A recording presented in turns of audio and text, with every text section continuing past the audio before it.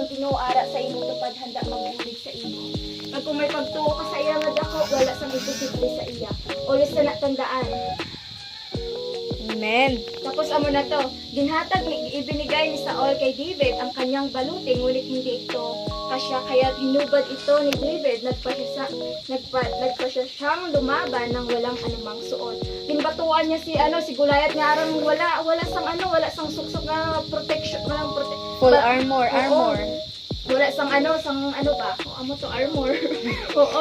Ang mga shield. Kakita ka mo sang isa ka soldier bala na. Araba sa mga Sundalo. sa mga blockbuster kita niyo na nga may mga May pa na mga sila, shield. tapos may ara pa na sa kamot. O nang amo na siya shield. Tapos may helmet. Oo.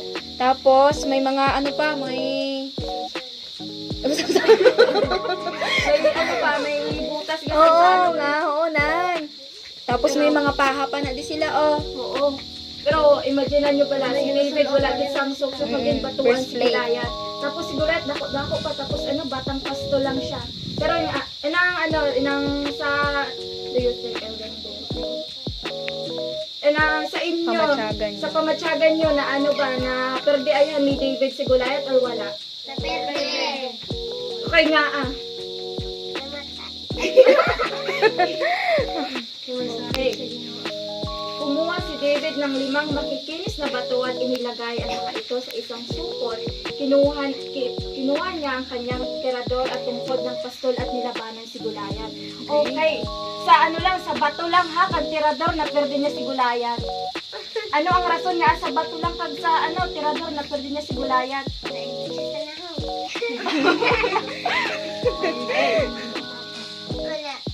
Amo na to, nang tumakbo si David palapit kay Goliath. Agad niyang itinira ang bato gamit ang kanyang tirador. Tumama ang bato sa noo ni Goliath.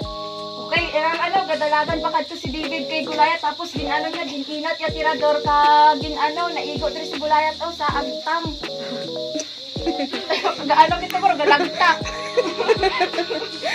For sure, di ba, daw may may anong tawag siya ni, may bukog na. Bungo. Bungo. For sure, pag igo sa tasang bataw, galagtak na kurang buo ni Goliath na, kakasya brain cell. At ang higanting lalaki ay bumagsak sa lupa, tinulungan ng Panginoon si David na talunin si Goliath ng walang espada o baluti. O diba?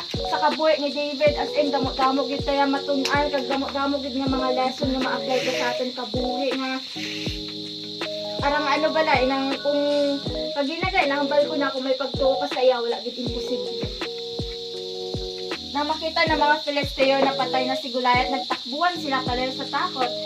Okay, so nakita na sa mga Filisteo nga namatay na si Goliath, nagdalaga na sila. Siyempre, kay nahadlok sila kay David. Pero sana, gamay lang si David, naperde na si Goliath. Nanalo ang mga Israelita sa labanan, nagtiwala si David sa Panginoon at pinrotektahan ng Panginoon ang Israel. Okay, ang naging sulit-sulit ko nga kung may pagtuo ka sa iya, wala imposible kayang kaluwason, kagbuligan sa Ginoo sa anuman nga mga problema, mga trahedya sa imo kabuhi. Kung may pagtuo ka sa iya, wala gid imposible. Okay, may natunan man ka ba?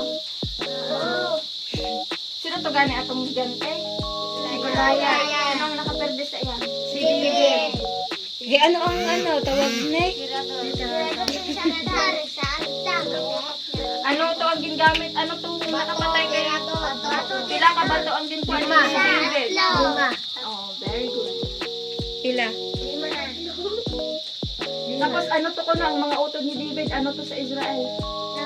Kawal. Okay, very good, mga kawal. Ano ni sila ni David? Ay, hindi, ni Goliath, ano ni sila nga mga klase sang tao? Filisteo ha, Filisteo. Tapos ano niya ang lahi nila ni David? Israel. Okay, very good. Okay, sino gani ang hari sang Israel that time? Si? Nagpatawag kay David. Si Haring Saul. Si Saul ha, si Saul that time ang hari, ang king of Israel. Sinong nagbuli kay David para maperde niya si Goliath? Papa Jesus. Okay, ang Ginoo. Ang Ginoo. Okay, very good. Ang Ginoo. May ano to nga, true or false niya?